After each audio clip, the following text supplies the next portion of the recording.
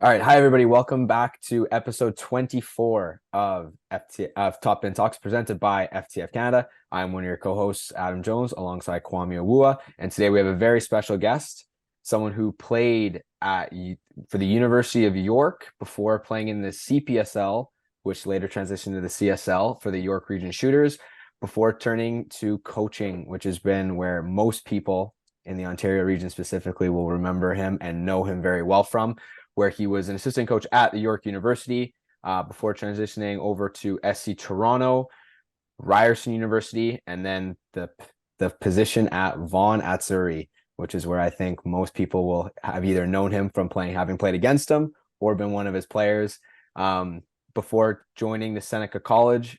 And now finally he is accepted and he's in his first professional role with the Halifax Wanderers. Welcome to the program, Patrice Gheisar. Thanks, guys. Great to be here. I appreciate it. You guys are doing great and look forward to this. Yes, sir. I will start first because, as you know, me and you go way, way back to God knows when. I remember when, I don't know if you were one of the assistants with Carmen at SC Toronto. I remember that I had one training or two training sessions with SC Toronto at York University. And at that time, if you weren't on the provincial team or Toronto FC, transitioning to Toronto FC, SC Toronto was the team to be at.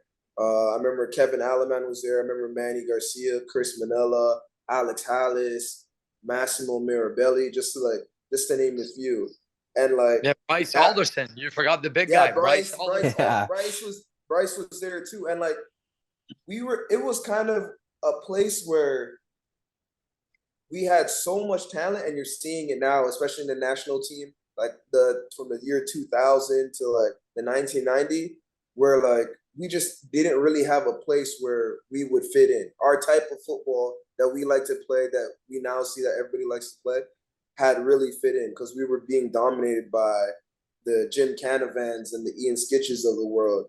With when you're too small, you weren't really good enough, or if you weren't athletic enough, you weren't really going to make it. It was a transition from that type of football to how we now dominate the world in football.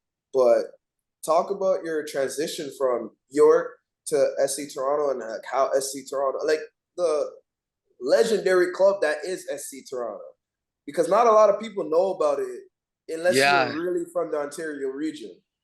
Yeah, for sure. I mean, the year before, Carmen and I did the team together, but the team used to be called FC Portugal, and then before that, it used to be called Toronto Supra. Then Carm left to approach more of York University, and that's when he started kind of getting into other things and was running Vaughan even more.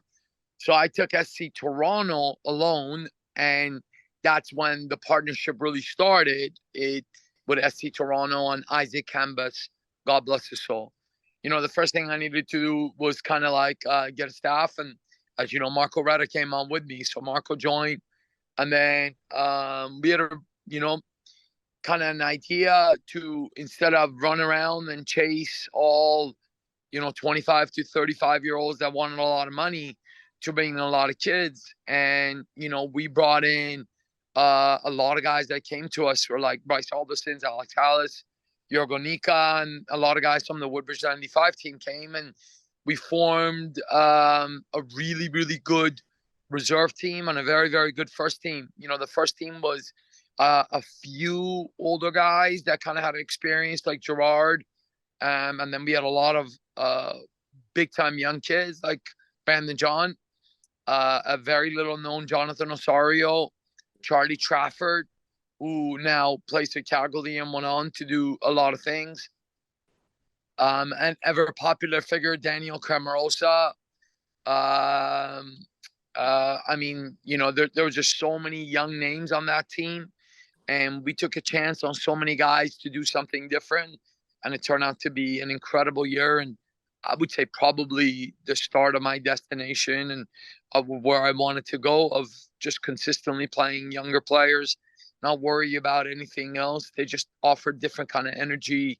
That's where we started to really, talking to your colleague Mark Hansen, like really started the philosophy of knockball, and things got going, and we had a wonderful year. And Jonathan moved on that year and went to TFC and done tremendous things. And yeah, I mean, we did everything over the moon and we could with the little resources we had. We used to train at Eglinton Flats, and not a lot of people know about the world of football until they go to Eglinton Flats. And there's guys from Spanish League jumping on who've had like 24 Coronas and want to play soccer, or kick you off the field, or you couldn't find parking and the fields are chopped up. It was crazy, but it was a special group of young players that just wanted to do something great. Yeah, it's funny you talk about like giving young players like this chance because we've kind of seen a lot of that through the years as well, right? Like with different things you've been able to do, Pat. When you look at that specifically and at that time, did that kind of inform like you had this philosophy of how you wanted to play and you took the right young kids who kind of fit the philosophy, or is it more maybe more fluid where you needed the young kids, you thought, hey, they can offer something, let's see what system they fit in? Yeah, I mean, I knew the philosophy for sure, without a doubt. I just wanted to be different. I wanted to be different and not just be the norm, what everybody else does, for right or wrong. And part of that was figuring out a system and a strategy that fits it. The principles was just keep the ball moving, be fluid, let the players make the decisions, but have some positional structure. And then from there, just kind of see what happens. Older guys were always going to ask questions. It was really my first year where I was starting to run away, and every team like Toronto, Croatia, and Serbian White Eagles were paying $500 to a player, and got guys that just come off of playing in Champions League and were painting houses and coming there. They were going to ask me a lot of questions that I just didn't have the time or the desire to answer. So I felt bringing young players, they're just going to say, you know what, this guy took a chance on me. Let me just see what I could do. I'll die for him, and I'm going to ask no questions. And that's where, the formula just stuck with me of, having the right balance of youthful energy, young and dumb and ready to go, and balance it out with some experienced players. And, I think more and more I found out who I was. I think I took pressure off myself by playing young players, because if the owner was upset, I could say, hey, the future is being paved. But it's something that ended up working out with a way that I just found out that what is my targeted audience? What kind of players do I enjoy working with? And what kind of players enjoy working with me? Yeah, honestly, like what you just said, it made me think of things so much because obviously we go back. I ended up at Sigma, and I remember the times when we used to play each other every weekend. I don't remember when leading up to college, Adam, we used to play these guys every weekend for a year straight to the point where like we knew everything about each other, which made things even harder. So now you're seeing the CPL where you play teams 5 times a day, like 5 times a year. It's kind of like it it challenges the guys in the CPL to be tactical, more tactically aware, and Yeah, better technically every game that you play against the same opponent. So that's the more challenging part of the CPL. And because like guys like Bobby and Patrice, you see it translating into the CPL right now. But Patrice, what I was gonna say is obviously the youth side came late, like youth, I mean youth, like U10, U11 came later in your coaching career. What was it that made you put the pressure on yourself to go into a fundamental part of development stage within youth? Because like you got those guys like at 15, 16, 17, where like major decisions were supposed to be made. Like how you turn out as a player is like really dependent on those real years. Like where you end up going after that depends on those real years. Like how come you went straight into those age ranges instead of starting from the youth and then making your way up? Because obviously, like you said, you didn't want any questioning and stuff like that. But those are the age ranges where like it's really determining for where you sure. go. When I started my first team at Vaughan was 1991 born, which you said was like Milovan Kapor that played at Ottawa a couple years ago, Roger Thompson, Massimo Mirabelli, and David Alva, Andy Quintanilla. And, I kind of at that point, I also started saying my old club came from Hearts Missouri. The kids I used to coach were kids that nobody wanted.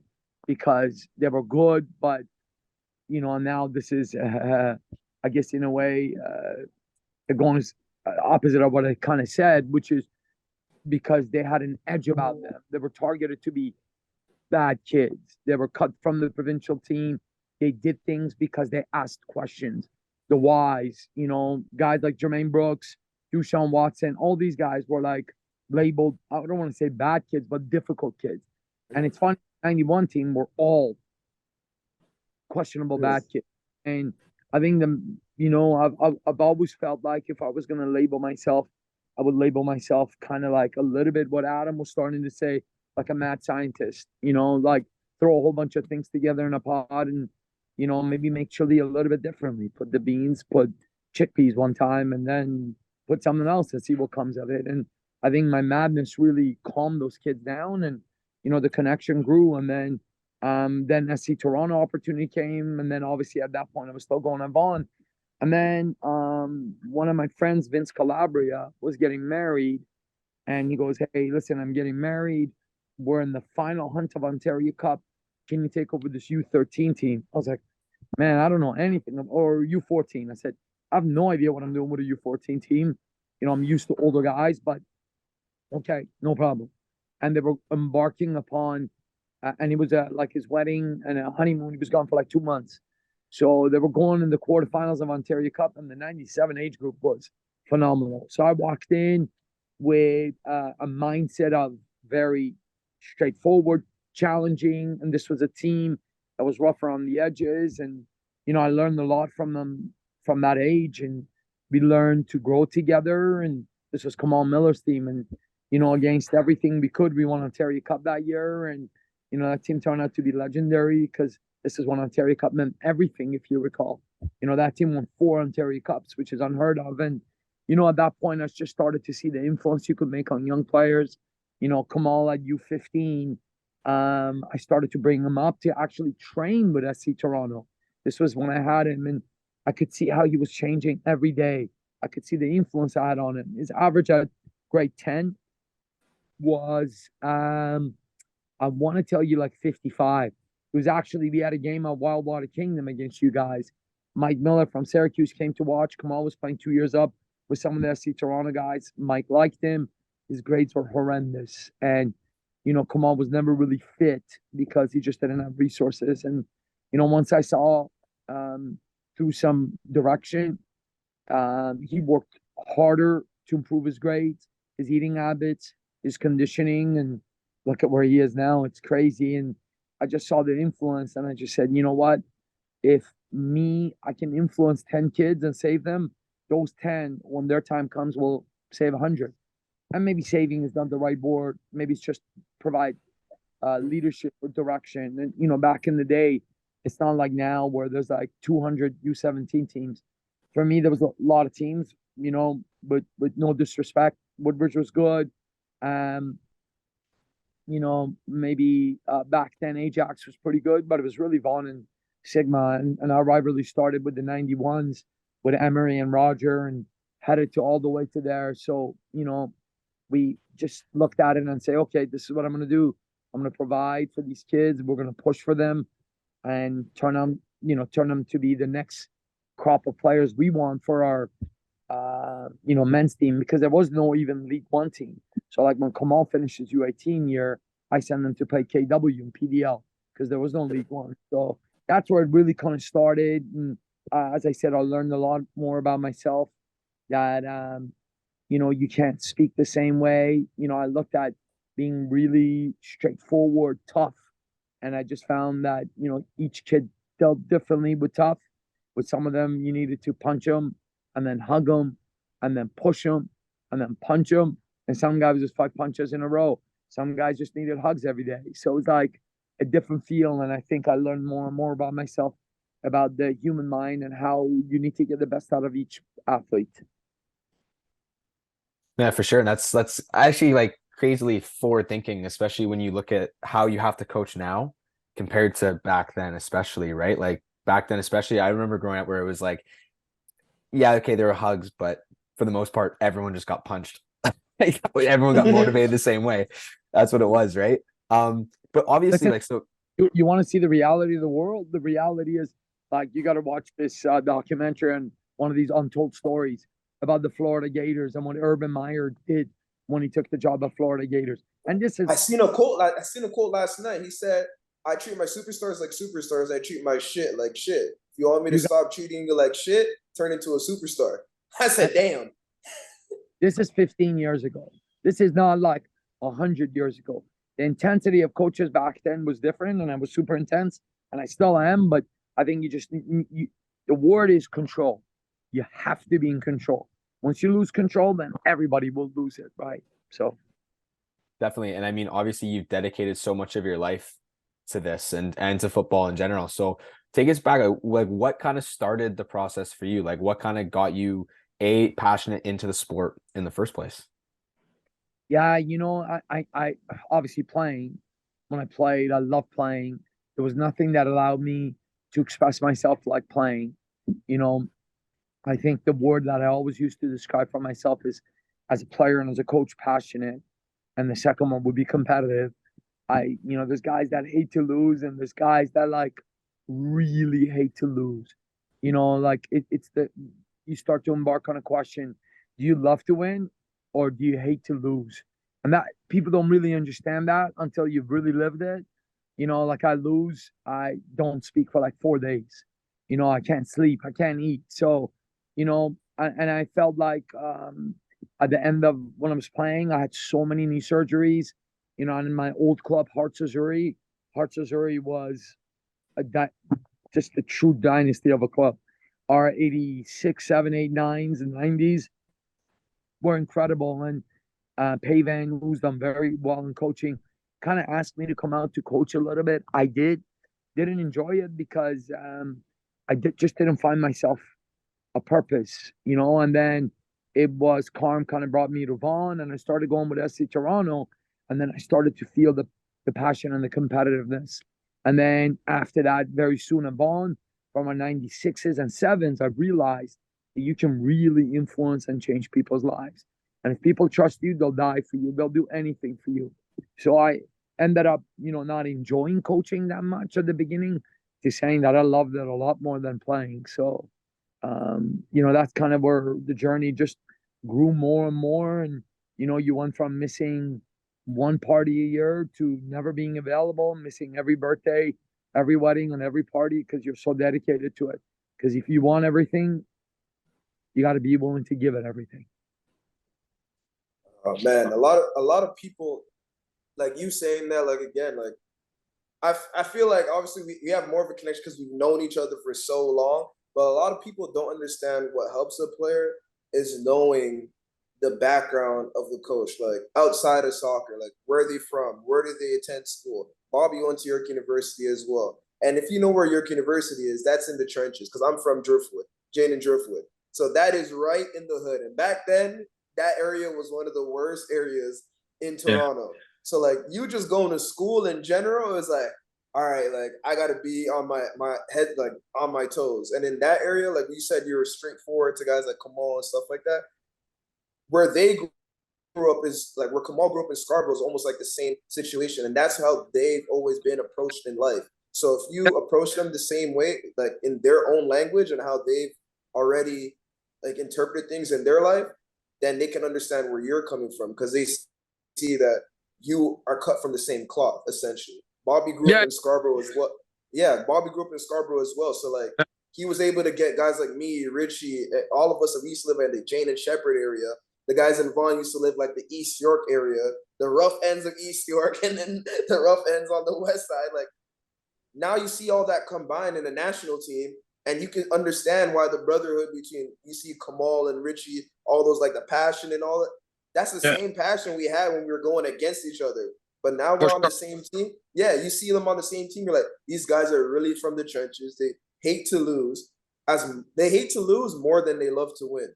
And Yeah. that's something that we developed from when we were kids. And if you can't relate to your coach in any shape, way, or form, especially at that young age when you're more impressionable, it's hard for a coach to really grasp and like lead you the right way. So Yeah. I feel like that's what happened with you, like when you had Dane and all those guys, Jonathan Lau, Jonathan Osorio, and like a lot of people. As me as a player right now, like all the coaches that I've experienced the best times with have been the ones that I've been able to relate to as a person. Forget the soccer part. Every coach at this point is knows tactics and stuff like that if you're coaching at the highest level.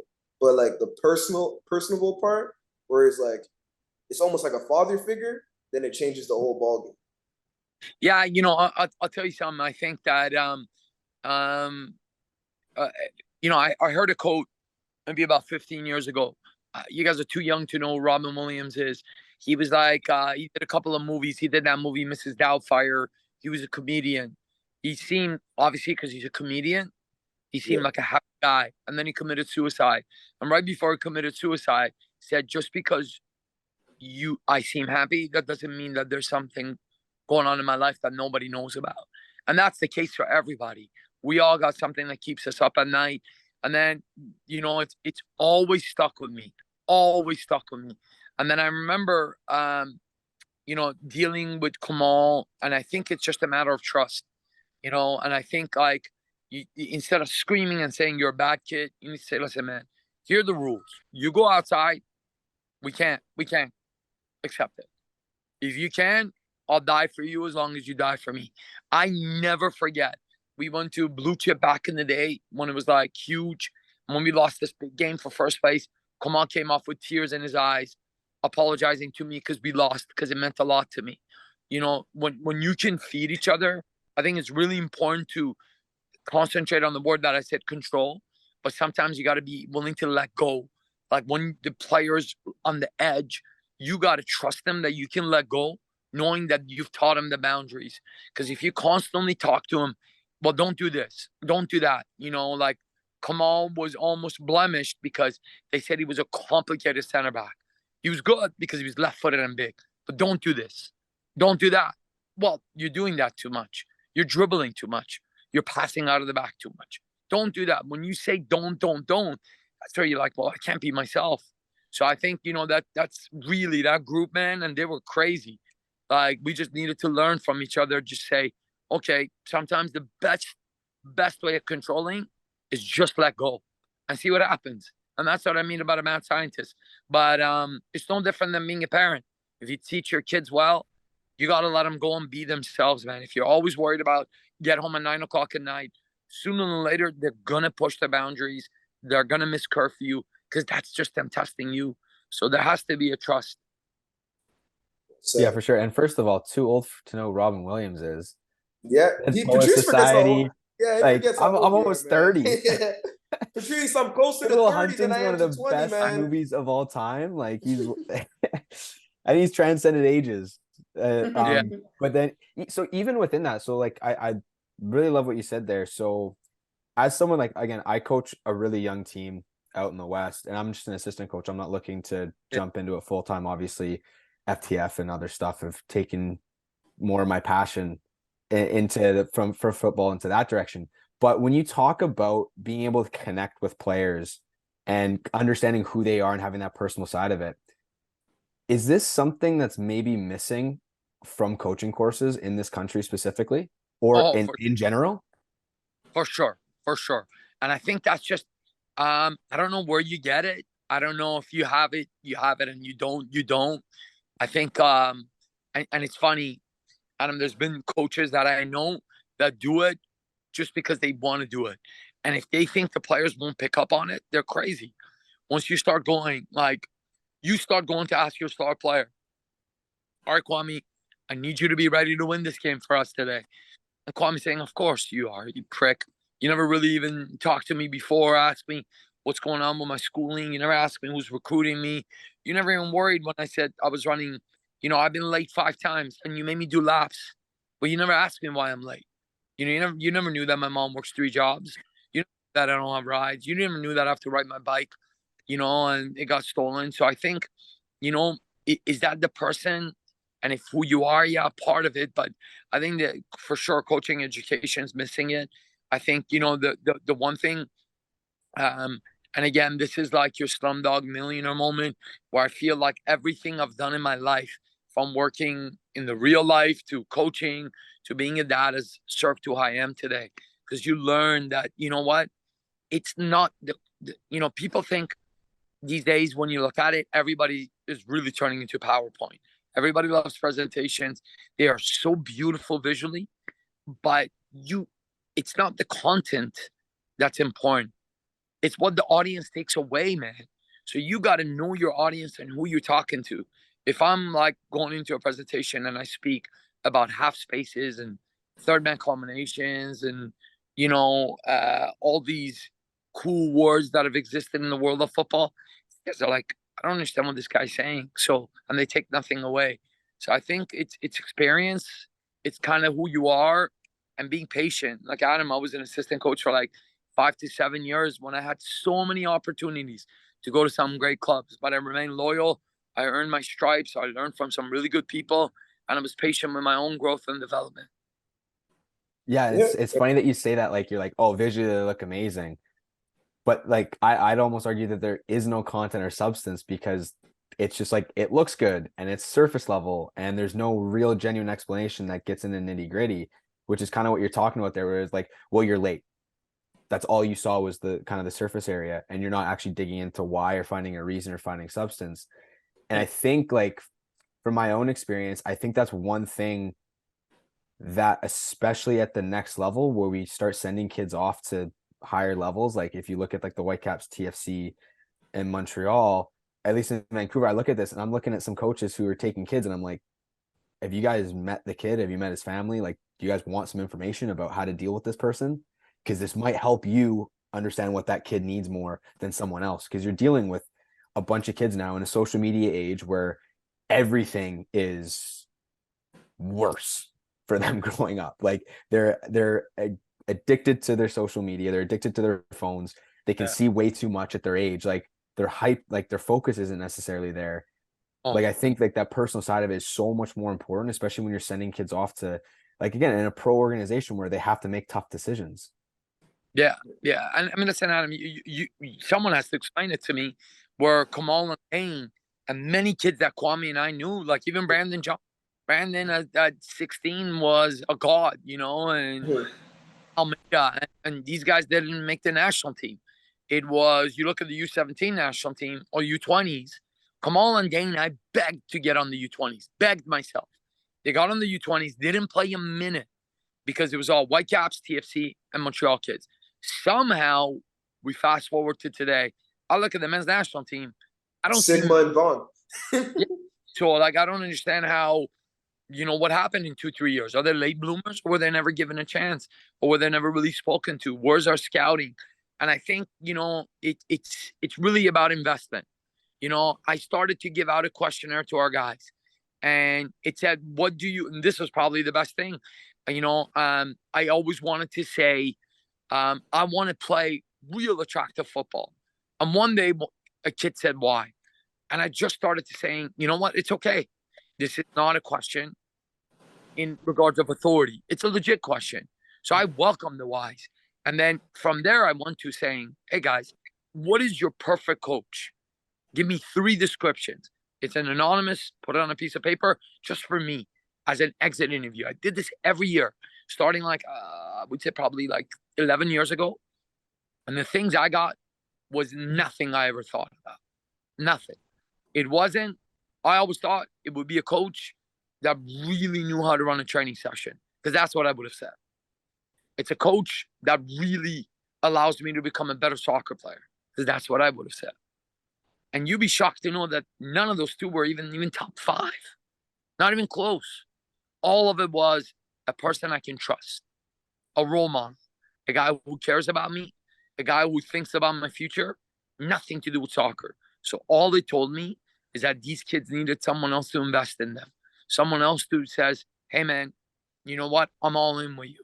So those are the things that you see. And sometimes you have to be ready to ask questions and hear answers you don't want to hear, man. Because now you're like, shoot, I just got myself in a tough place where these kids are telling me they want me to invest in them, but I can't. I just want to win games. When you ask, you really have to be prepared to hear people out, man. Because otherwise, if you ask them and you don't react, then that's when you lose your room. Yeah. They'll just basically say, what was that for? Like, why did you want me to become vulnerable with you? And you just took my vulnerability and did nothing with it. And Yeah. I understand. I understand where you're coming from. So fast forward, obviously, you win a couple of League One Ontarios with Vaughn. I'm not going to skip through that. But my question is, with all the success you've had with Vaughn and the youth rankings and the guys that you brought up sent to college, and a lot of people always forget how the NCAA was the only pathway for most of us to get to where we are now. How come the transition to professional football only happened this year? I always thought all the jobs that became vacant after the first year, second year, third year of CP, I'm like, eventually Patrice gonna have to get something. And I always thought it would be the York one, just because Bobby was at. This is me just being biased because Bobby was at Hamilton and then you were at York Vaughn. Like, you know what I mean? It's just like, man, we can have the Sigma Vaughn rivalry again. Yeah, again. And a lot of people don't know, as much as we were rivals, we all liked each other. Like me and Daniel Cramarosa, our first trip outside of the country to Spain and provincial team, Daniel Cramarosa was my roommate for the whole 2 weeks, and you can imagine how that went. Disaster of a room. Yeah, oh my god. Guys like Steven Almeida, Adrian Perez, all those guys, like Brandon John. Guys, because then it would have gone, at least with Cram, you lost your mind from talking. From those two, it would have got you in trouble. But it's in trouble, yeah. So like, how come the transition now? Obviously, maybe like you can explain it more, but I feel like a lot of people in the Canadian soccer world would have thought it was going to transition a long time. We had guys vouching for you, Mark Anthony, Kamal, when jobs were vacant. Like, I'm sure you saw all of that, and people probably came to you, but you stuck with Vaughn longer than we thought. And why was now the time for you to make that jump? Like about 5 years ago, I felt the thirst for more, and that's when I went to Seneca College. And with Seneca College was no different for me. Brought in year one, 21 players that were freshmen, never changed. Same ball playing philosophy, play young players, take a chance on guys nobody else wanted. And one of those guys is Cal Lockery right now, who's playing for us and doing great. The other one is Riley Ferrazzo. So Seneca did great, went from a team that hadn't made the playoffs to going undefeated and losing the national championship final in a matter of 3 years. And college soccer is very difficult because every team gets older guys and you need to kind of build the foundation, but we skipped a few steps. I never lost faith, but I lost hope. I don't know if I can explain the difference. I know the difference. The disappointing thing was in a lot of those opportunities, the conversation that I had was just the mildest conversation. I think no one really even took an investment about who I was or what I was trying to do, other than saying, you always hear something. Well, it's Avon, it's because he has the best players. No, not really. I did not. Okay, at Seneca College, it's because he had the best players. No, the team didn't win more than 2 games for 9 years. It was always everything I had done was shortchanged for something else. And the world sucks, man. It's a cynical place. Like the best way I can explain it is, and Kwame, for sure, you know this. When you're doing well, people root for you because it reminds them of their dreams. But the moment you're doing bad, they are almost a little bit happier and want you to do bad because it reminds them of why they quit, right? And that's the cynical world we live in. So it never really turned out for me. I mean, the York job would have made me so proud to brought really that Vaughn feel. Didn't happen, but I remained patient. And it's funny, for the Halifax job, I actually didn't even apply. They called me and they said, hey, man, we have like 80 applicants that are all like UEFA Pro and every license. How come you didn't apply? And I just said, listen, if Barcelona has an opening, I can't see myself calling them and saying, hey, guys, my name is Patrice. Are you interested? I would hope the work I've done has shown what I'm about, and you are the one that selects people. I just, like I grew up in a house, Kwame, that if you eat what's given in front of you, and if your mom and dad said, "Would you like more?" That's when you got more. You don't finish eating and just grab food from the table. So maybe that's showed a lack of ambition from me, or just the type of enthusiasm that I have that's inside, the fire that's just undescribable to me every day, right? So Halifax called, and that's when it got going. And even throughout the search, when it got to the final six, I was told that it was the only guy without a pro experience, which made me question, oh, here we go. They'll go to another guy who's had 5 other jobs, and he's going to come in here and do the same thing. And but I still, again, that faith remained, and just kept going, and here we are today. Man, it should have been earlier, but hey, that's whatever it is. I totally understand, because there's a lot of people that, like, when they see you fail, they're like, okay, so I'm not the only one that didn't make it. You know what I mean? I'm not the only one that's held back. I'm not the only one that got sidetracked. But if you're ambitious, and like you said, like, you choose people that choose you. So I'm happy For sure. I'm happy you got this job. You guys are doing well. It's nice to watch you guys play. And when I was at Forge, we always used to call the Wanderer Stadium Stamford Bridge.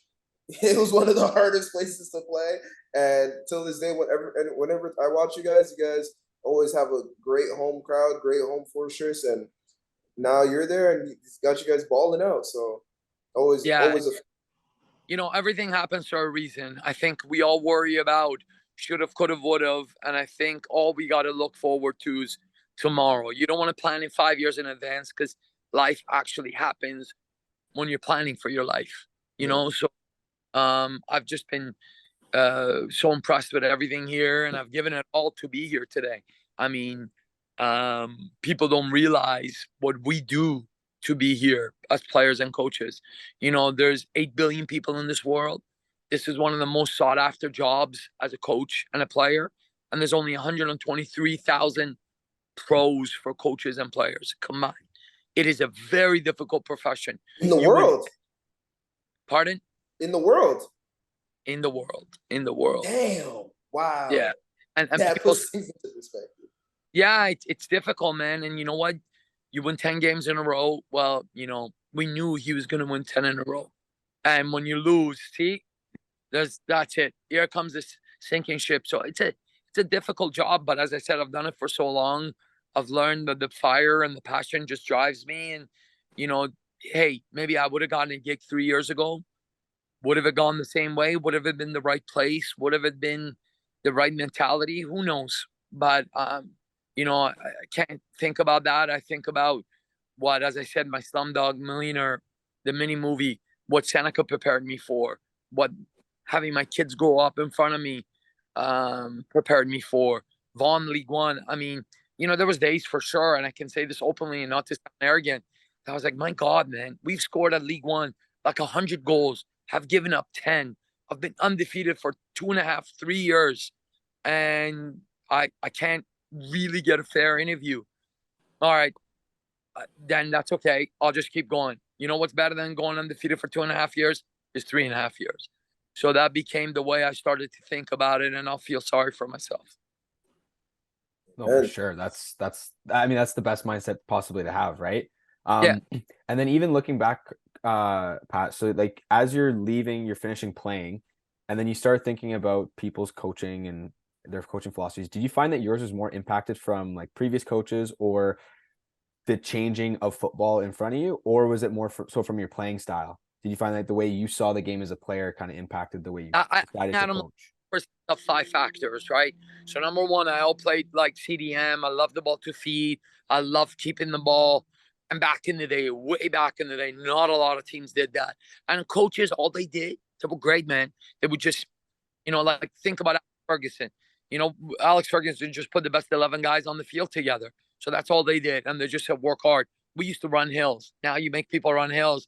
There's a periodization schedule, and, the cops come in and they arrest you. So, one for me, really I wanted to do. Second, I had a lot of coaches that influenced me. Like there was this gentleman that came for a very little time in Canada. The just his mentality of pressing and saying that I hate not having the ball really influenced me in the defending aspect. And then some of the attacking wise started to see it. And the third, the external world, I said, okay, so who do I want to be? Who do I love? And, I at a younger age, about 18, I live at a year at Barcelona. I got to know what the club and the culture is about.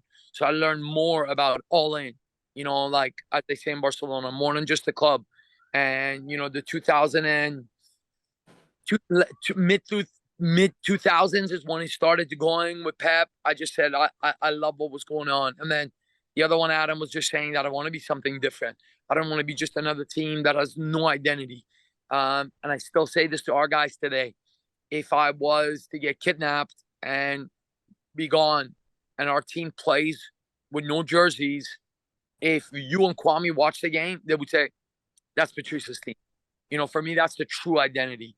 Live and die with how we play, and for right or wrong, we win or lose, but we have a plan.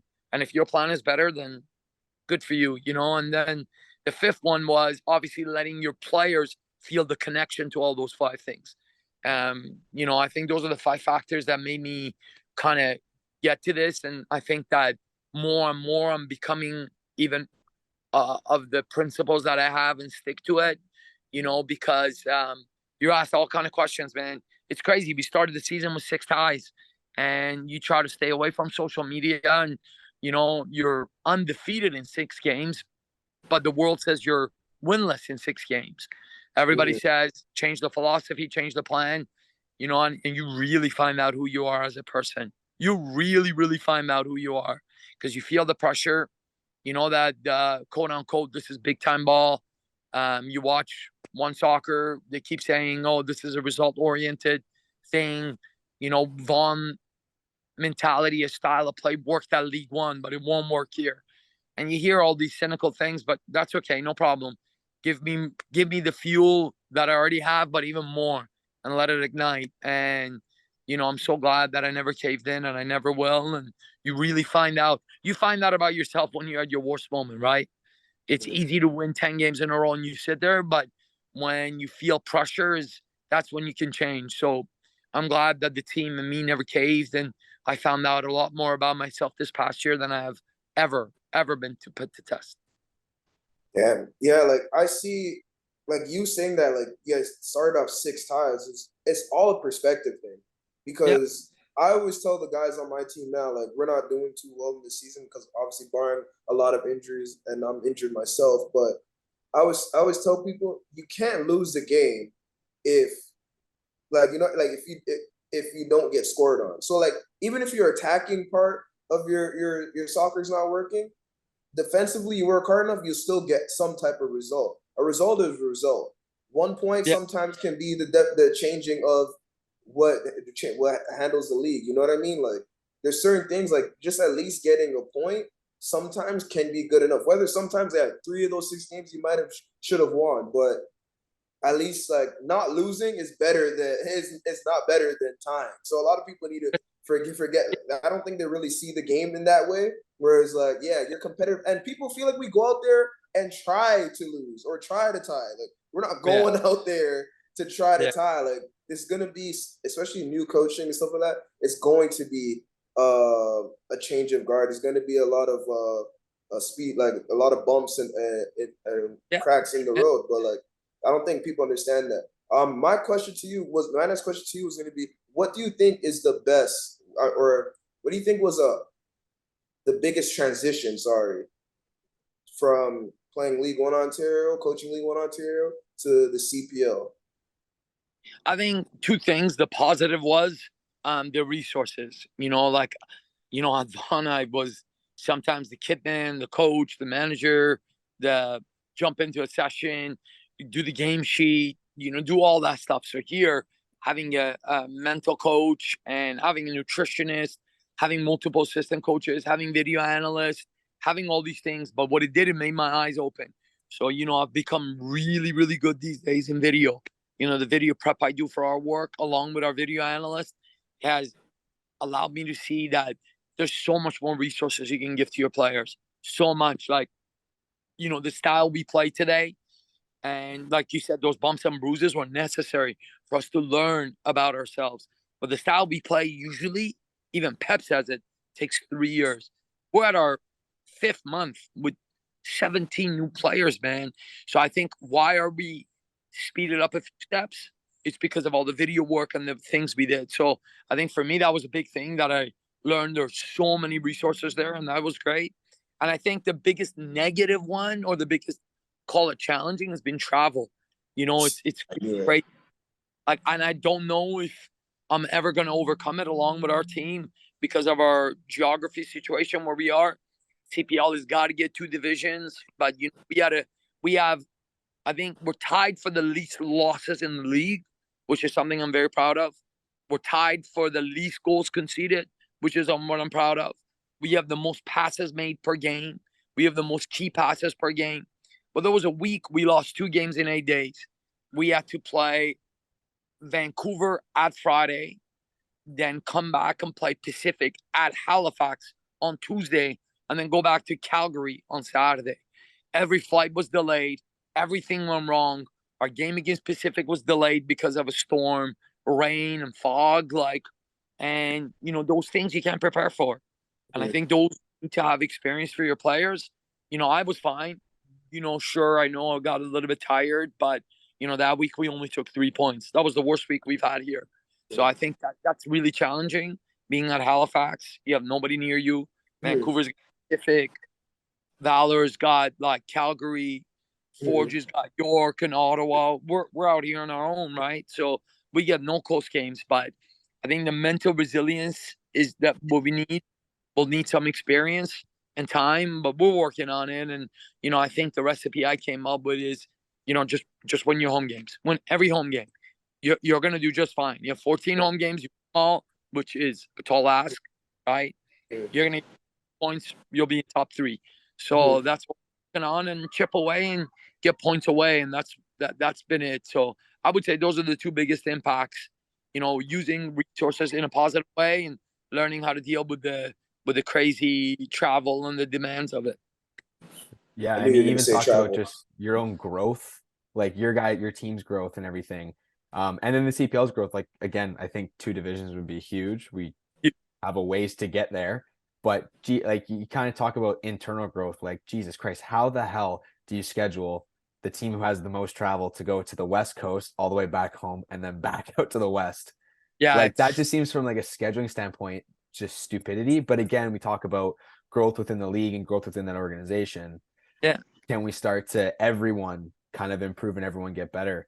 Yeah, and it's funny though. You even talk about Kwame just mentioned 6 ties, yet the people who are commenting on it are negative. It's kind of again, they haven't been in that situation of no. I hate to lose more than I like to win. The fact that I didn't lose, winning one of those games and winning one and then losing another 2, I'd fucking rather tie 3 than do that. Yeah, because I don't want to fucking lose.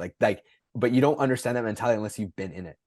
Yeah, for sure. Listen, Adam, you start being questioned, you start questioning everything around you, right? When is this win gonna come? You feel the weight of the world, but then you turn around and you start to feel almost like a sense of betrayal, right? Forge played Halifax last year 4 times. Okay. Forge won all 4 games. As a matter of fact, Halifax didn't score a goal. Our second game of the season, we're beating Forge 1-0, and they scored a deflection goal off of Ruben's chest in the 90th minute. You would think everybody's really happy, saying, wow, look at the progress. They balled out Ottawa, which we should have won the first season.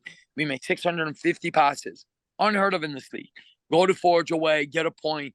You're seeing all these things, but then after 3, 4, 5 games, people are like, well, I'm bored of the good soccer. I don't care anymore. I just want to win. You're like, wait a minute. When I got hired and I said, we're going to play attractive football, everybody was really happy. But now you don't want that. You just want to win. So it's whatever the medium that makes you feel better. What is your investment in this program or in this team as a fan? And, it's crazy. I'll tell you you try to stay away from social media, right? But I also say to myself, that's okay. I go back to what I said earlier. You ask a question, be prepared to hear the answer. See what there's out there. I don't care. I believe in myself more than anybody does. And I think I've done okay in 15 years. So when you go out and you see the negative comments, it just fuels you more. So when I won the Coach of the Month in the month of June, this guy posted that says, "Hey, we're all the guys that said all these things, our own fans, about him," and posted all their things. He had saved it and put it about all the negative comments, because that's when we went on a streak. And, I mean, what have I thought we start this season 6 ties in a row? Never. What have I thought that we go on a 5-game home streak, break the franchise record, and I get the Coach of the Month in June? No, I wouldn't have either. But I've gone to this with eyes wide open, experiencing any day. And, my advice to anybody in the sport is never too high, never too low. Don't feel sorry for yourself. Don't start celebrating too early until it's the final whistle. Oh man, like that's I don't know. I feel like that is such like I don't know, because I grew up in Toronto. I'm like, I feel like that's such like a Toronto where I grew up like mentality. Like it's like, yeah, because you were just getting hit from like everything in your life can be so negative growing up. You're seeing all the bad things, but like then when you put things back into perspective to where you are now, it's like shit could be a lot worse. So then you're just like, you know what? Let me just focus on the right now because shit can always be a lot worse. And when things get too high, it's like shit has been a lot worse. So like, you enjoy the wins and like you enjoy the whole process of it as well. You do. I was gonna say, obviously the one thing, and we could go on about this. The one thing while I was in the CPL, I always used to hold them accountable. I used to see what's on Twitter. I used to clap back at One Soccer, clap back but I used my ability or like my success in the CPL first. So I used to be like, okay, as long as we're winning, then I would have more of a say. So whenever I used to, because we as players are always being held accountable, and this might just be for the only sport in the world where soccer players, if you say something back to the media that they don't like, you're tarnished for it. Whereas NFL, NBA, all those guys, they have a platform where they can speak their minds. If you speak your mind on soccer, it's like it's a blemish. It's unbelievable, unfathomable. But because of Kwame, the bad kid was like, he's such a bad person because he's trying to just improve the process of the sport and speak his mind. Yeah, exactly. So like, whenever One Soccer would tweet something, I would go back at them. I'd be like, "Yo, that's wrong." Like, you guys have the sources right at your disposal, but you guys want to make up a whole narrative instead of just asking the person yourself. So I used to hold them accountable because if we're going to grow the game in the country, we're going to need guys like from the national team, coaches that are at the highest level, guys like that to hold these guys accountable. Because like, yeah, at the same time, they're brand new as well. They're learning as well. And if we let whatever they say, and fans as well, because fans were snapped. Like I remember we had that whole conversation, Adam, about fans talking smack to Mark Anthony and stuff like that, like fighting. Like we got to hold everyone accountable. If we want the game to get better, as much access you have to me, you're able to have a conversation. You know what I mean? Like we're human, and I think that's a lot of people. Like we're human beings as well. And I don't know if I could be saying this. I remember when we lost Pacific in the final. I saw Gareth Wheeler in the suites. He was like, "Oh wow, you seem like kind of like I wasn't really upset about the final because that year we had like 40 games in 5 months, and I was like, hold on, this might be my last year at Forge, but I have to ask you a question. I'm like, how come you guys always find like something negative in order for like you guys to find clicks? Like like we're so like I'm talking to you right now. We can have a conversation about anything that's going on." And he said, how media works, people are not going to be attracted to those kind of stories. So we have to put in a little sauce. We have to add a little, like you said, chickpeas. You have to be mad scientists in the media side in order to get responses and light a fire for the engagement. So I was like, oh, okay. So I guess it's kind of just understanding both, but we have to hold each other accountable for sure. And Kwame, like you could look at it and say, okay, two headings: unproven League One coach struggling without a win in the first 6 games. Great. Article 1. Article 2. Hungry coach keeps improving and working towards his first win. I just said the same thing. Mhm. Message is completely Positive different. light. I'm sorry, man. They can say all they want. I'll read the second article more because hunger and passion are what drives me, not words of unproven doubt. I don't want to know anything about. Why do I want to fill my life with anything that has to do with unproven and doubt? Why would I want to? So, just because you think something is right, it doesn't make it right. Try it the other way one time. Like try everything once and see, like, oh shoot, positive news does bring people together, right? But be as that may be, I think, like, I don't know how, but again, I go back and I ask the whys. You look at Sunderland Until I Die. I don't know if you've seen this new show on Amazon Prime. We're Newcastle United. At the end of the show, anyway, long story short, they're in the Carabao Cup final for the first time in many years to win a trophy. The whole city's dying for this win. They don't get it. But at the 90th minute, the fans are still singing Newcastle and supporting them. And they say, hey, we tried. The level of support to your club is so different in the world than Canada and US. Like the fact that a kid in Toronto supports the Lakers, crazy. It doesn't exist anywhere in the world. You're from Toronto, you're a Raptors fan. Unless you were born in Los Angeles, you came here, you're a Lakers fan, and you got beat up growing up. Imagine growing up in like West London and saying like, I'm a Chelsea fan. You're gonna get beaten up, man. Like it's crazy. So I think here support is convenience. So I think for me, the number one education needs to be for the fan. Because, Kwame, why does media think that the fans want the negative messages? Because they do. Educate your fans to believe and stick with your club through thin and thick. Guess what? They don't want to hear negative news. And that's where the media stops. So I think number one is fixing the fans. That, hey, man, you're with the team through thin and thick. You're born into a team. You're born blue or orange. And that's where your blood is if someone cut you. But I don't know if that day will ever come in North America. Ever, ever.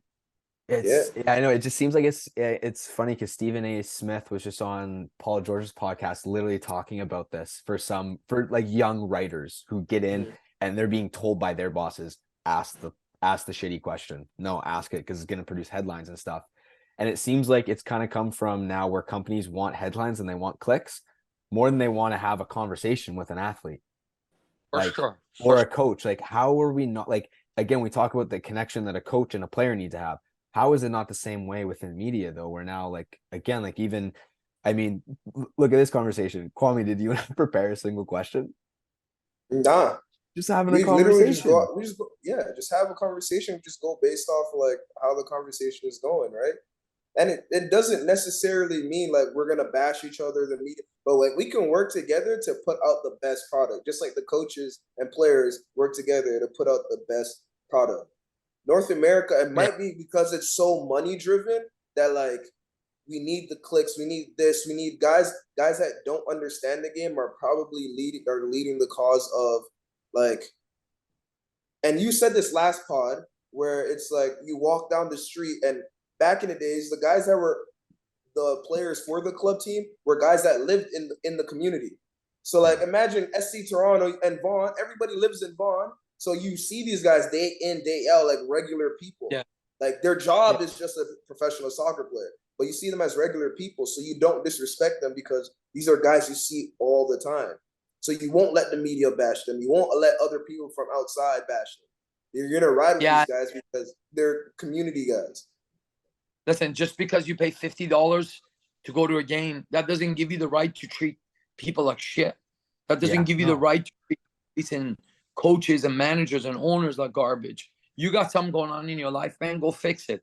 Don't take it on others. But the sad truth is, if I'm at a stadium and I'm seeing someone say something, one of us should stand up and say, hey, man, be quiet. And then another 10 stand up.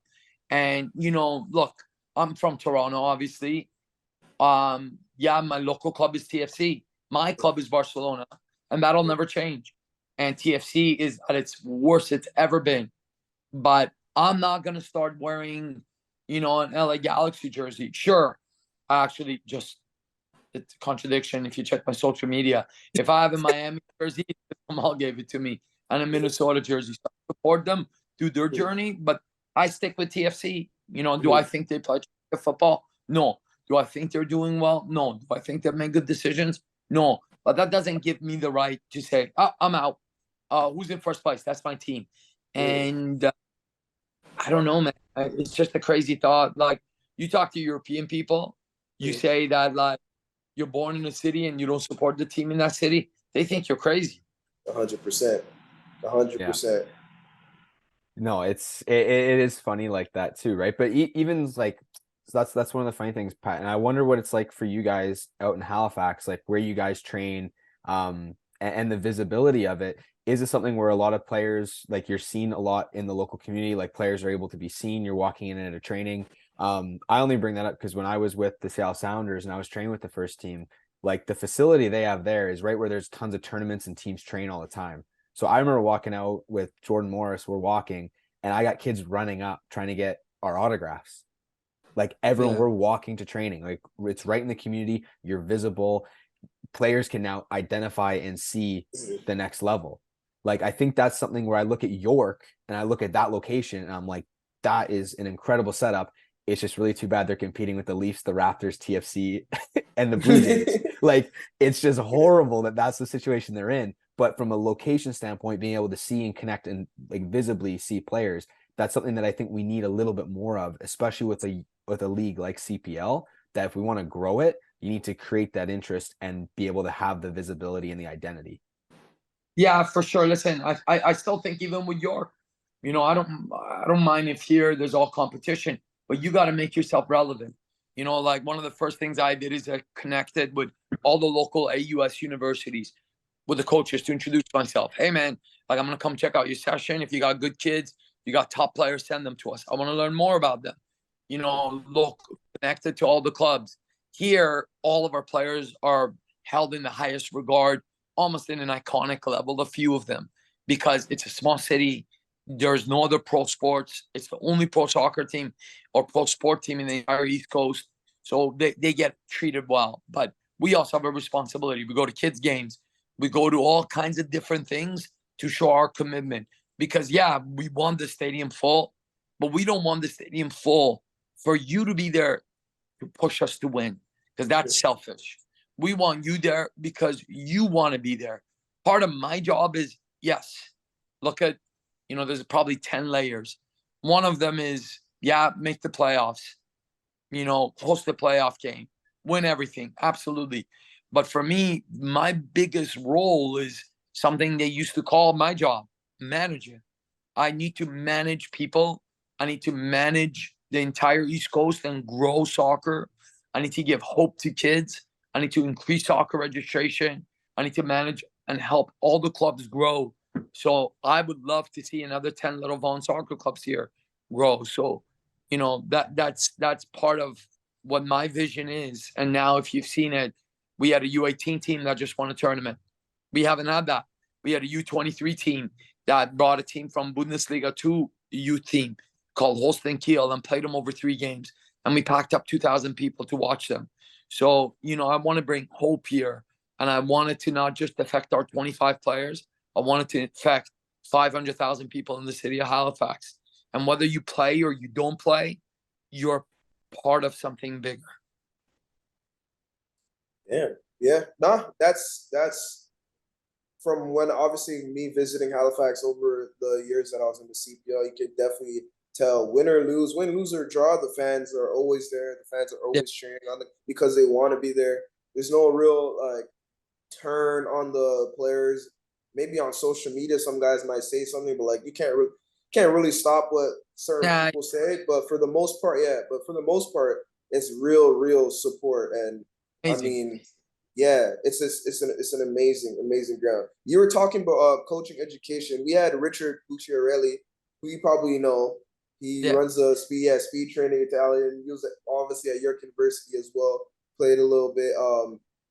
He was saying that for coaching in North America, there's a real lack of certain steps, and there's levels to where the Canada soccer coaching side is really lacking.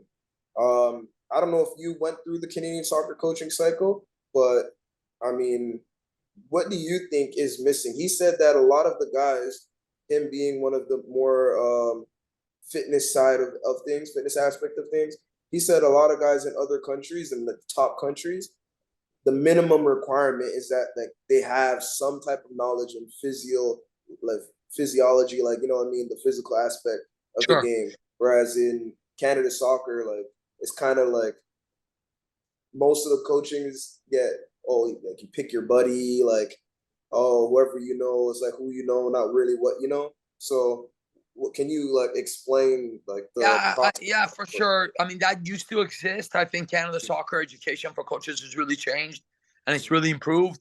You know, the instructors they have now really are seeing how the game has evolved.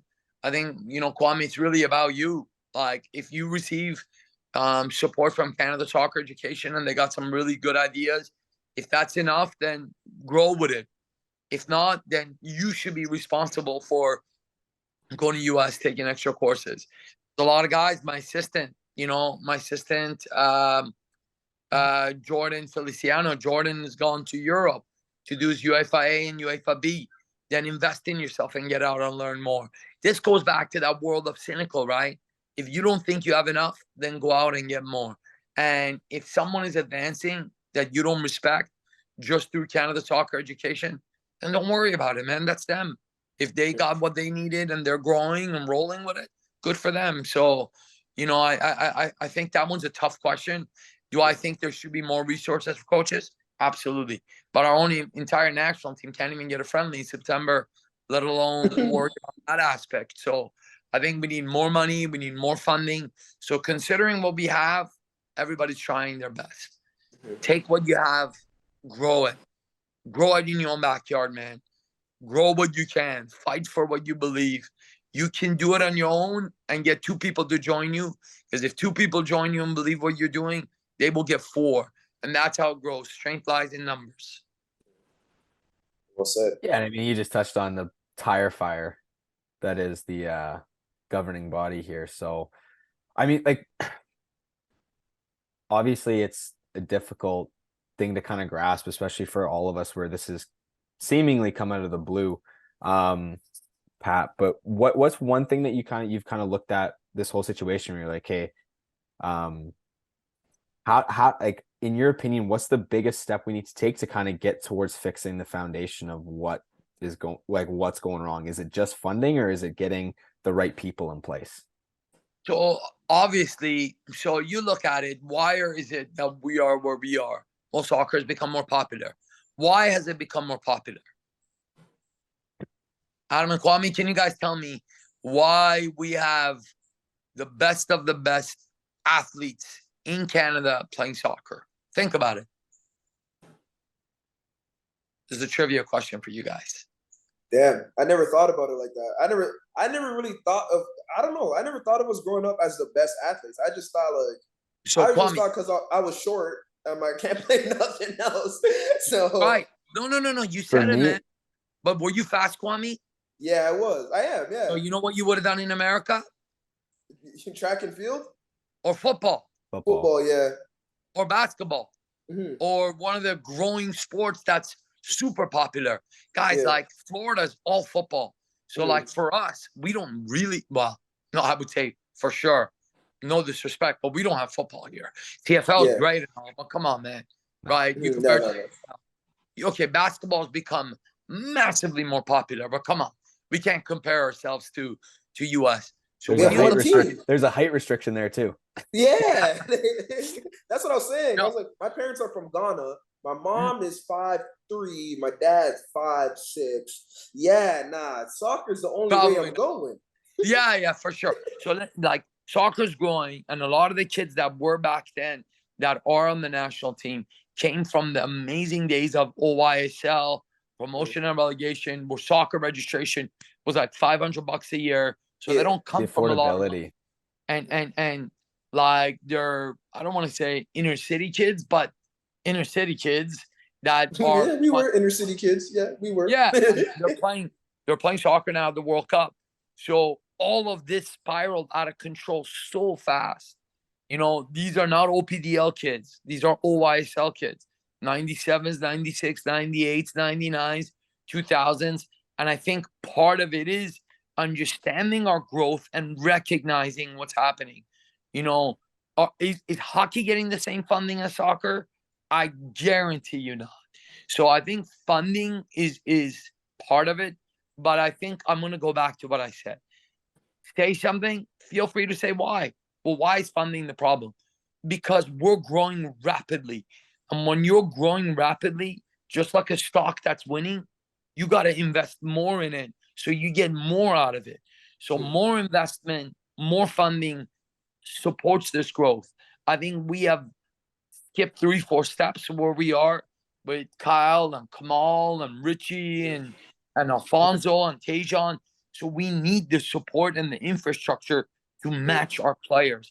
And I think because we sped up the process quickly, we don't have the vision and the resources to support the team. But we still can do it. We still can do it. It's not too late. We need major sponsors to come forward. We need these guys to step up and support the national team. We need, the federation to go back to the entire country and ask for more support. The kind of support that Canada basketball and Canada hockey get, because there's more registered soccer players in this country than there's for any other sport. And it's crazy because like you went back to the affordability. It's like we grew up with guys. Obviously, you coming from Vaughan, we all know, and like obviously Vaughan is right beside North York, so we all know the guys that played for Woodbridge that were dual athletes that played hockey, playing AA, AAA, spending like $3,000 to $5,000 a year just to play hockey, and we were paying like $250 to $500 to play soccer. So it's almost like you're gonna get a lot more people because of how cheap the sport is, and because of how relatable it is to the common person. Not everyone can play basketball. Not everyone can be big enough to play football. Not everyone. So I think you have to think about it like we hit a major growth spurt. Like we got from 5'5" to 6 feet in 2 years. Yeah. Yeah, we went from 5'5" to 6 feet in 2 years, and we don't got clothes that fit us no more. Basically, we ran it. So like you have to look at it like that. We have to buy. We got to put in a lot more money.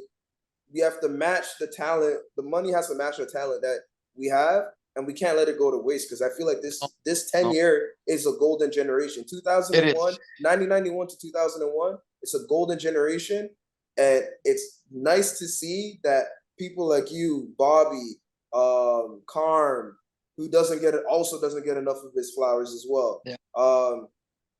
The guys in the West Coast, like those are the guys to see. Like you guys are the ones that paved the way for all these players that are national team. A lot of guys don't know that. A lot of guys, how many of them got sent to universities and thought that they were never going to make it because they had to go through university? How many guys were in the U20 team with Rob Gill? Rob Gill used to tell us, "Oh, you're playing at UConn? Yeah, but I got this guy playing at Whitecaps and this place at Montreal. I don't think you're good enough." But at the same time, these guys are playing academy soccer, and we're playing against grown men. So I don't think coaches back then knew that this. And it's credit to you guys. Now look at the national team. It's literally, I always tell people, it's literally university players and Sigma and Vaughn. Yeah. The exclusion of the guys that are dual citizens. There were 7 NCAA players in their last NCAA and in the World Cup. And it's funny, US actually brought that up in an article, because US started to say, no, don't go NCAA. And they lost to Canada to a team that had a lot of NCAA, which tells me you can't ever label or be sure about what will allow someone to develop faster or better. There is no straight road in life. There's no straight road. All these kids now, with everything that's happened, are asking me constantly, okay, what do I got to do to get there? You just got to be patient and work harder than the day before. That's all. Like, there's no, if you do this, you're going to make it. No, there isn't. I think that there's a greater plan for all of us. And if you love what you do it better the day before, and then you're going to be okay. And if not, you're proud of your legacy and what you've done. But it's, it's complicated. But when you look at it and you sit back, you're like, no, not really. If I went to UConn, just give me 2 practices and let me show you what I could do. And if I'm not good enough, sorry, Kwame, you're not good enough. Not because of UConn, because you're not good enough. That's it. Well, 100%. it's like the crazy thing that we look at other countries, like look at Jamie Vardy. Didn't Yes. play in the Prem till 28, but just needed he look where he ended up. And the problem that we have here now is all of a sudden, if you're not good enough at 18, you're written off from the national team. And you're like, fuck, every other country doesn't do this. Like, No, and now you look at the NCAA, Tejon needed a couple extra years to get his feet wet. And then he goes to New England and he plays a different position. All of a sudden that expands his role. And like Richie, the same thing. Richie was a center mid, turns into a fullback. Adam, the best story in Canada soccer for me today, the best one. I mean, I love Dane, and I'm so proud of what he's done. Love Kamal. I mean, Kamal's probably has the purest heart of any kid I've ever coached. But there's no better story than Alistair Johnston. Not a chance in hell. Anybody can tell me. Alistair was turned down by, you want to talk about crazy? We should have an episode about Kwame's coach, Uncle Ray Reid. He'll tell you about that. He was turned down by UConn. He was turned down by every school. Dave Mazur saw something in him. He went to St. John's. He played holding mid for me. He played on a team that there was guys like Munir Saleh, Massimo Ferrin, Dwayne Ewer, Niall Higgins. They all took his shine away. Went to St. John's, played right wing, played striker, did some, went to Wake Forest. Look at him at Wake Forest. Barely played on his junior year. Wanted to transfer out. Sat in, became a right back, got drafted. When he got drafted, go through social media. Everyone said, what a waste of a draft. A kid who's been a right back for 1 year. Went to Nashville, lights out. People didn't believe it. Went to Celtic. Everyone thought it was a stretch. Went to the national team. He's been a right back like 2 years in his life. He played for me. Here's a crazy story, guys. He played for me for Vaughan when we played Halifax, 2019. Listen, 2019. That's 4 years ago. He played league. To today, he is an absolute icon in Glasgow. He cannot leave his apartment because Alistair is a future politician. He knows He is. He wears a short sleeve when it's cold. He's very good with the media. So people adore him. And like I will tell you, none of us should be surprised when we see him in the Prem in 2 years. You know, his prominence is through, I don't know, all the necessary ingredients that are the hardest to find. Patience, self-belief, honesty, and hard work. So what do you say to the youth that are coming up, and now because the MLS, North America, they're throwing money at these guys that possibly would be better probably going a year or two in college, like developing as a person, as a man, because those are the intangibles that you don't get. Because when you get to the pro level, you're fighting for someone else who's feeding their family. You're fighting against someone else who's feeding their family. So like those little things where you have the ups and downs, like you were saying, what do you tell the guys that, let's say I'm at DC United now. So DC United offers a 17-year-old $100,000. Like, what do you do to tell them to try to steer them in the right direction? Like for us, we had no direction. It was only that route, or we was done. But them now it's like, damn, I could get $100,000 and never play. Yeah. I think this is the one that I've been asked about the most, Kwame. And I think you got to know yourself and believe it. Just like I never wanted to change our playing philosophy. Never. If we even lost 10 in a row, I would have stuck with it. You got to know who you are. Are you ready to go to that MLS Next Pro? And like, will that be your progress, or do you need the college? And whatever you choose, don't doubt it. Grow with it. You know, look, people also say in college, you know this, that if you don't go to a top 10 college, you're not going to get drafted. Yeah. That is it. You're done.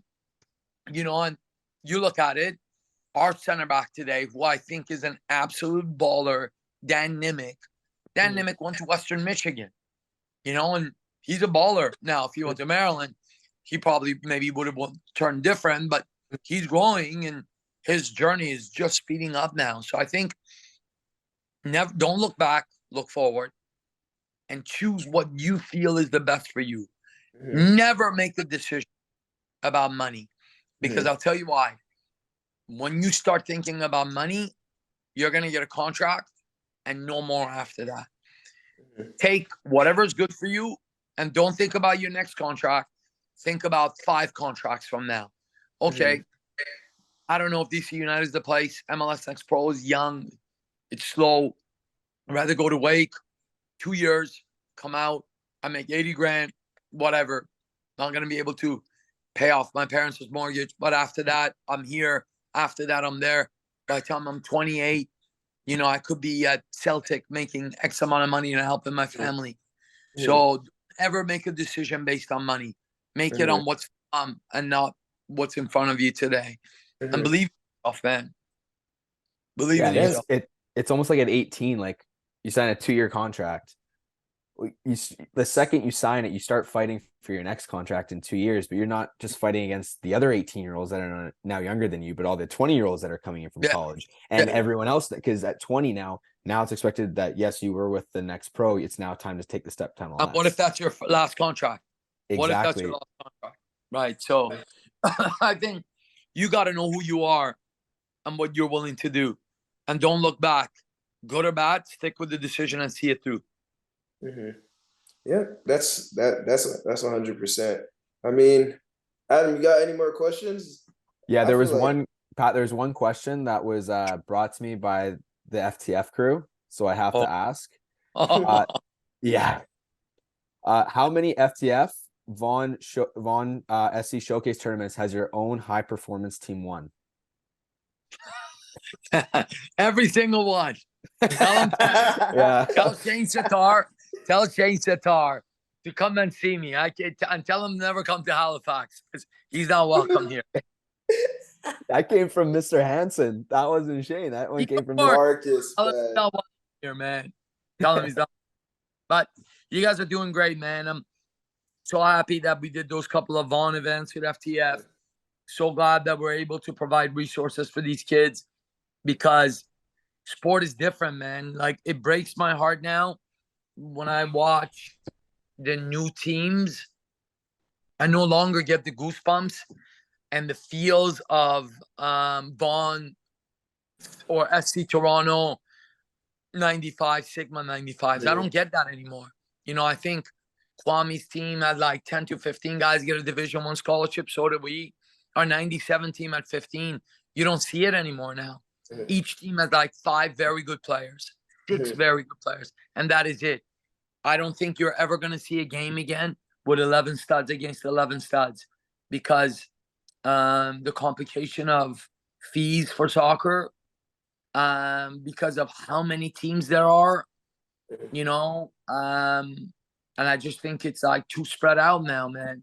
Really, I feel like it's becoming a money grab too, where guys are like, oh, let me create my own team so then I can like make money, and then like it's almost like where everyone wanted to. I was never the best player on the team, and I always tell people, it's my last tidbit, but I always tell people I always wanted to go to the team where players were better than me, because that made me compete and that made me get better. I always wanted to be on the Sigma or the SC Toronto. Like those were the only 2 options. That wasn't like I had to hoop with the best of the best to see where I stacked up. Now I feel like people are going back to the olden days where you go to a team to be that guy, so you don't get all the praise, but you get the best situation possible from it. So if you're the best player on the team, the coach is going to work hard to get you, because since you're the best, like get you the situation that you want to be in for the future. Whereas like Sigma, it was like, damn, me and Richie lived across the street from each other growing up. Damn, he balled out against Vaughn this game. I didn't do too well. All right, next game I'm gonna make sure I'm the best player on the field. Or damn, me and Steven Almeida, Steven is playing right back and I was playing left wing, and we go to the same high school. I got to deal with this shit tomorrow. You know what I mean? Like, I got to see this guy in the hallways in class tomorrow if I don't step my shit up. So I feel like that competitive nature too. I hope it really comes back. I love the YSL for promotion and relegation. I love it. I love the days of gladiator footballers. guys ready to die. And, now a kid plays closer to his house, which there's nothing wrong with, because the convenience, like you said, of playing time. You're going to be a starter. If you go to Vaughn, this is the most common answer. People say when Ryan Raposo now wants to leave Hamilton to come to Vaughn. You can go, but you won't get number 10 and play. And the new Ryan Raposo will say, yeah, you're right. I'm not going. Ryan has said 10 times, he doesn't come to Vaughn. There's a strong chance he ain't going to Syracuse. He ain't going to Syracuse. He's not a GA, and he's not playing at Whitecaps. It all feeds together, man. You got, and I love what you said. You got to be on a team that you're the worst guy, because it's survival. Every day you're surviving. Tell me, if you have 4 brothers, rule of thumb, who's the toughest of the 4 brothers? Usually the oldest, no? Oh, the toughest? Oh, it's probably the youngest, because you got to deal with the oldest guys beating you up. Hey, you get beat every day, and one day you're gonna get them. That's 100% true. And if you're on a team that you're the youngest guy or you're the worst guy, you got to survive. Every day you get skinned. Every day you get tackled, and you're like, no, I'm not doing this anymore. So that mentality's gone, and I don't know if it's the kids. I don't know if it's the parents or the social media. I think social media is poison, man. All this stuff, it's crazy. Like this. It's parents as well, though. I mean, because now it's everything. Because now you talk about the funding, though. They're now paying $4,000. Well, why am I paying $4,000 to watch my kid on the bench? You combine that with a coach. You're right. Being like, wait, hold on. How much is registration? How much do coaches, like, coaches are now coaching and doing this more because it's now paid rather than it being a volunteer thing and it being a passion thing. Yeah, I never thought about that. Yeah. Back then, it used to be parents coaching us. So you got to take time out of your own schedule to go coach your kid's team. You were serious about it, because it was like, nah, y'all are not about to waste my motherfucking time. It was like, you guys are serious. So, guys, I didn't make $1. I didn't make $1 from my first 3 years of coaching. I did it at Hearts Missouri, but I also knew these kids didn't pay $1 to play. So I'm not sure where the coaching money was going to come. Hearts Missouri catered to Jane and Finch to Eglinton, to Keel and Wilson to like Keel and Finch. That was our target area. We had some incredible players, but like we I now, like, I have coaches when before I left Vaughn, ask me for a job all the time, and I would be like, okay, let's see where I can put you in, because I was the high performance director. And the first thing they would ask is like, well, they're 27. They already sped up their process with coaching education and got like a UEFA B or a Canada B, which says in standard they should be making $20,000 a year.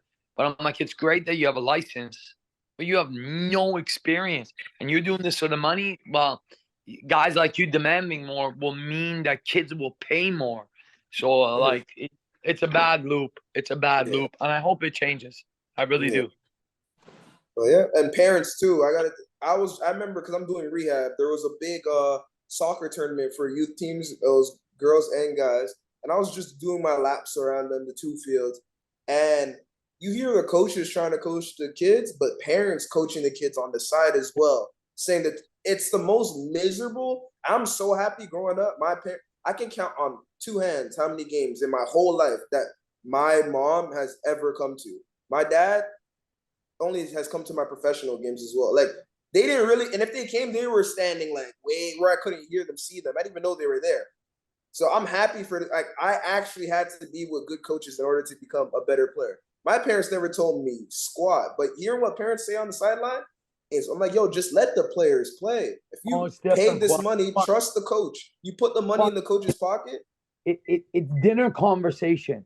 So I tell you, Kwame, you know what, man? My son plays for Patrice Football Club, and he's playing up 2 years. That like makes our glass of wine together like as if I'm more distinguished. Who cares if he's playing up or playing down? What is he getting in training? Like, look, social media, guys. All these guys, like, I don't want to get myself in trouble, but there's these guys called Game Awareness. They've started like social media.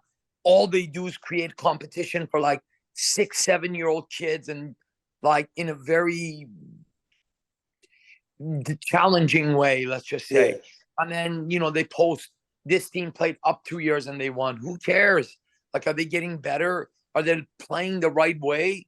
Are you teaching them the right things? Or are you, just teaching them about winning and flipping from team to team to be on the best team, or playing like just the foundation of the right thing is kind of missing. And I really hope it comes back, but I can't see how. Like, for our U17 tournament for the Vaughn FTF, we had like 32 teams in the tournament, and there was like 100 teams that applied. And I was like, what the hell? I'm like saying to myself, Kwame, how is there 100 U17 teams?